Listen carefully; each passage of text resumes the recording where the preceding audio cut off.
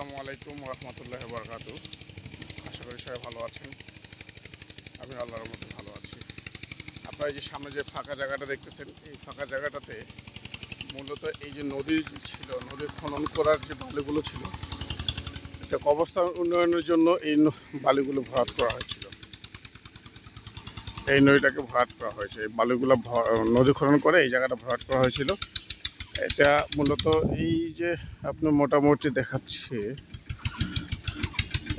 এই যে যতদূর সাদা বালি পর্যন্ত দেখা যাচ্ছে সেখান থেকে শুরু করে, হ্যাঁ, এই সাদা জায়গাগুলো দেখা যাচ্ছে মূলত পুরো জায়গাটাতেই এইভাবে করে বালি উঁচু করে ভরাট করা ছিল।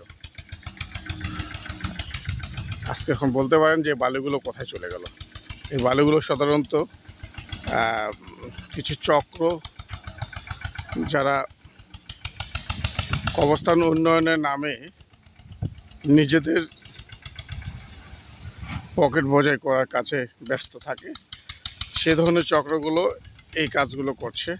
জানি না এর মধ্যে কতটুকু কবরস্থান উন্নয়নের কাজে ব্যবহৃত হচ্ছে আর কতটুকু নিজের পকেটে ঢুকতেছে সেটা আমার জানা নেই। তবে এই কাজটি হচ্ছে এখানে আর কি, মূলত প্রায় শেষের দিকে বলো। এই টলির পাশে দেখেন একটা ছেলে দাঁড়িয়ে আছে।